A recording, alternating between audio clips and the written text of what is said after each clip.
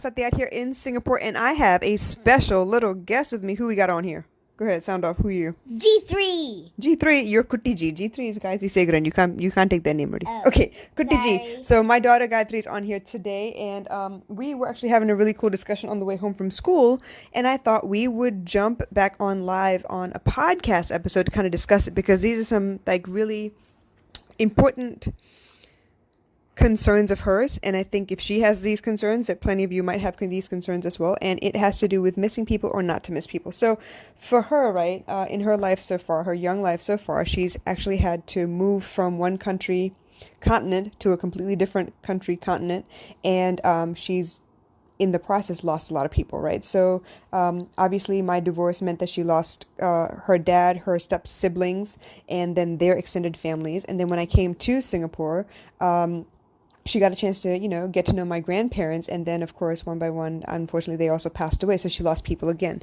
So her question today was about, whether you should miss people or not miss people. Like, do I shut off all my emotions so I don't get hurt by these feelings? Because some of these feelings I don't ever want to feel. And it's not a matter of whether you want to feel the feelings or not. They're going to happen automatically regardless. You can shove them down and stuff them under, something dark, some dark place, sweep them under the rug or whatever. But these feelings demand to be felt. So my advice to her was, don't shut them off, feel them, let them wash over you, and then we discuss, like we talk about the feeling itself. So case in point, my mom is getting ready to go overseas again, and we've had the pleasure of hanging out with her for the last, 6-7 months, June of last year until January, about 7 months, and it's been awesome to have her around, right? We got used to including her in all of our stuff, like, oops, so sorry about that. So we had a chance to actually, incorporate her in all of our day-to-day activities. We make sure that, homework is done with her, certain parts of it anyway. You do your Tamil reading and homework with her, and you read every day to her. Like it's a part of our routine. So, Mama? Yes, ma'am. Remember that day that we were both really emotional at night? Okay, but what does that have to do with this? You have no idea. Okay, anyway, we're getting to the point. Related. Okay, we're getting to the point, I promise. Okay, so bear with me for a second. Let me give people context so they know what the heck we're talking about. Otherwise, it's like, what? Seriously? Shh. Okay, so here we go. The point being that it took us a little bit of time. We changed our routines a little bit. It was a little uncomfortable, right? To include someone new in our daily, everyday stuff. But it's important because otherwise that person will feel like they're not part of the family, that they're like left out a little bit. We want to make sure that we take into account everyone's feelings. But now that she's getting ready to leave again, we have this impending sense of loss, because suddenly those things that we've put into place where she's part of our daily routine, we're going to have to readjust again. So it's finding a new normal eventually again, right? So all that said and done, here's the question that Kutti G had for us. So how do you manage all of those emotions? Because her first thing was like, well, okay, I keep losing people. I just don't want to care about them anymore. I don't want to care about anybody. So then when I lose them, it's not a big deal. But that's not the way it should be. We talked about a long time ago. Do you remember when you were little and I used to come home from work? I used to have shift work, right? And when I used to come home from work, how did you receive me? How did you greet me at the door? I was like, Mommy's here! And I went to the door. You would start dancing and jumping and screaming and shouting out of excitement, not to be, just loud, but just because you're excited. You couldn't contain the feeling. You were excited. Yes, and you used to jump on the bed and you used to come like knock me over at the door. I would purposely ring the doorbell knowing that you would get excited knowing it was me. So that's part of that, it's like a training thing, but it's a really great feeling and you enjoyed that, right? Mm-hmm. And then when I would leave, what would happen? When I left for work every day, what would happen? Do you remember? Cry. You would cry. You would cry a lot and you would get really upset. And part of the conversation we had on the way home was, what if you turned all of that off and you had new people come in and out of your life? Would they know how much you meant to them if you didn't show them that you were excited to see them or that you were sad that they were leaving? Like, how would that look? And a lot of times in relationships, we do that. We cut it off. We turn everything off and we pretend like, oh, no big deal, whatever. I'm not going to show you that it affects me that much because I don't want you to feel like you have power. Like we say stupid things like that, right? And I'm saying it's stupid because why wouldn't you show the person how much they mean to you? Whether they reciprocate the feeling or not is not the point. The point is you should show them that, hey, you mean a lot to me. I'm excited to see you. You mean a lot to me. It hurts when you leave. You mean a lot to me. This something you said hurt my feelings. I'm angry. Like all of those feelings serve a purpose. So my advice to you, what did I tell you on the way home? Should you turn them off or not? Mm-mm. Why? Because talk to him now. Let him know. If you don't show them that you're sad or happy so like you're happy that they came, right? Mhm. And then you're sad that they left. Mhm. If you don't show that, they would think that you don't care about them Exactly. at all. And honestly, you're not showing them because you want something in return, correct? Mm-mm. Why are you showing them? Because you Because feel we it. love them. Okay, you feel it. So whether you love them or not, if somebody, if somebody does something nice, let's say a stranger on the bus, if somebody says, "Hey, you look nice today," what would you do? Pretend like you didn't hear them? Thank you. You say thank you, you smile, right? Sometimes if you feel like it, you feel really good about yourself, maybe you give them a compliment as well, right? But usually make eye contact and smile, saying, "Hey, I heard you," and you say thank you because I received the compliment, right? Let's say it's an elderly person. We've had a couple of these, right? Walking back from the grocery store, an elderly person struggling with something, and we usually stop and offer our assistance. And they usually say, "No, no, I'm okay, I'm okay, I'm okay," but we insist. Why? Because they are the ones who need the help more than us. Right, and we want to make sure that they see, and it's heartbreaking when I see this though. We want them to understand that there are people out here in the world that are willing to help, that notice that you are struggling a little bit. It's no big deal. It isn't any skin off our backs to reach out and help you a little bit, and it usually makes their day, right? When we stop and help them carry groceries and stuff, or help them Mama? get to a bus stop. Yes, ma'am. Remember the uncle that he fell down and then He fell. Yes, there was a gentleman who was carrying grocery bags. He was a little bit more elderly. He was already limping a little bit. Like I guess he maybe had an old knee injury that was acting up. It was rainy. It was wet outside, and he slipped and he fell, and he was bleeding a little bit. And we stopped to help him, and we made sure we walked him all the way down to the bus stop, right? Because I was worried he had fallen, and I didn't want him to. Sometimes when older people fall, I get nervous because it feels like, what if they were to lose consciousness? What if they fell again? The likelihood of them falling again is actually really high. and also you were scared that if they sit down they might faint on the Yes, bus. exactly. So we wanted to make sure that he got home safe. I mean, I couldn't follow him all the way home, but I got him to the bus stop. And at the bus stop, what did I do? What did I tell the bus driver? Do you remember? Keep an eye on them. Yes, I did tell him to keep an eye out because it's really important that people feel like they're noticed, that they've been seen, that they're appreciated, that you know that they exist. And a lot of times, and in talking to this one gentleman, right, I remember him saying that, "Oh no, no one has time for me," and he mentioned a couple things. "Oh, I'm old already. I'm just a burden on people," and it broke my heart to hear that because no one should ever feel like they're a burden. When they start feeling like they're a burden on other people is when they stop asking for help, when they start pretending like everything is okay when it's really not. And it is dangerous because then when you ask for help, there's no context. People don't And understand. also because later on in your life, when you least expect it, it can blow up on you. Why would it blow up on you? You mean the feelings that you've been Yeah. smothering down, right?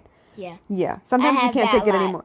But that's because you're little and you have these big emotions and I'm trying to teach you how to manage them, but even then it's like a trial and error, right? We try and we figure it out and sometimes it doesn't work and sometimes it does. We're work in progress, right? But the point being is to miss or not to miss. When you're talking about people, allowing people space in your life, you're giving them not precedent or priority, but you're giving them a place in your life where you're putting attention there purposefully. Sometimes it feels like a stretch. Sometimes it feels like you're giving people too much of your time. But what would it be like if you didn't? Wouldn't you like the same attention? Wouldn't you like the same, I would. accommodation in your life? Yeah. So this is the thing. I want you to always show me how you feel about things. I want you to show if you're angry, show your anger. I mean, don't slam things and break things and curse or there are good ways to show anger. I won't curse. I'll just say, "What the burger?" What the burger? Really? Yes. There was a comedian once. I think Anitra might know. There was a comedian once who used to say Hamburger. hamburger all the time. Okay, so that was like an Apollo flashback. Anyway, so the point being though, I would always want you to show your emotions, so then I know what's going on. I think I did one a podcast episode earlier. I think about managing the expectations of within a relationship.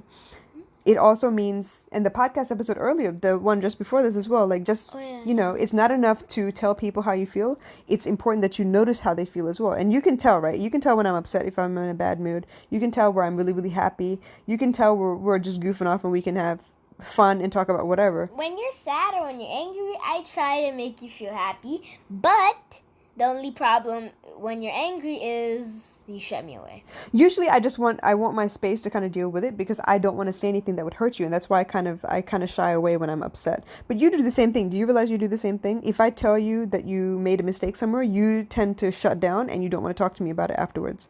Even though we really, really, really, really need to talk about it. And I usually force your hand, right? I usually make sure that you sit down and talk to me because if time goes by, you'll forget what you're feeling. And also, I don't like to admit that I'm wrong. No one does, babe. No one does. But the thing is, if I can't tell you, that means it's going to be really hard for you to take it from somebody who you're not sure if they care or not.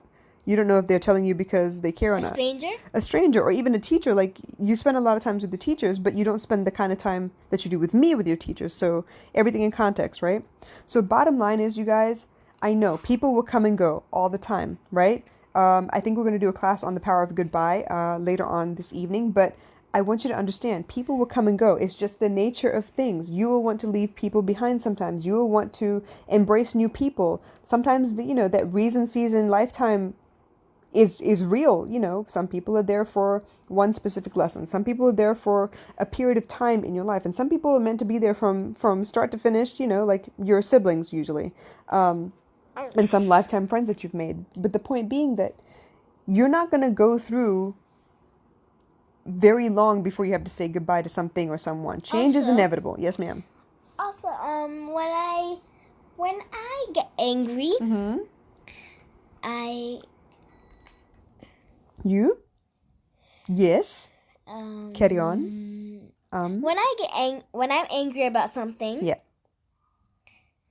I tell myself nothing else bad can happen, and then it happens. Right, but okay, like when I'm angry about something and I tell myself nothing will happen, the next thing what will happen is I want to go to the playground and it rains. Quicksand? Is that what you're talking about? We'll do an episode on quicksand one day, but the point being, I would rather you guys feel your emotions and show your emotions and tell people you care and tell people you're upset and tell people you miss them, like all of that. Please tell people. Why?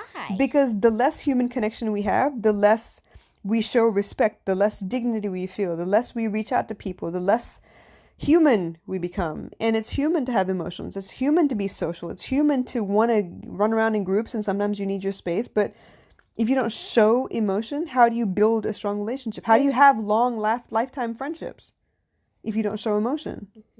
Huh? Right. Sometimes we just want to stay happy forever. Yes, of course we want to stay happy forever, but that is not the nature of the beast. It is in our nature to experience a variety of emotions. Otherwise, we wouldn't have names for all those things. Ooh, I got something for you.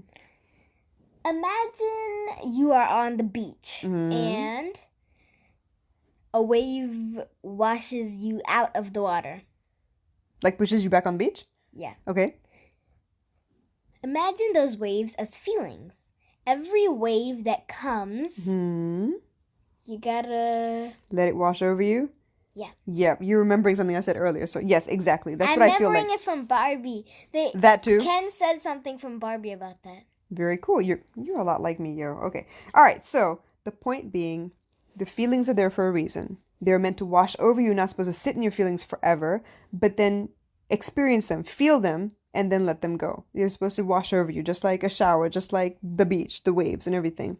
I would rather know that you miss me or don't miss me or whatever, rather than assume.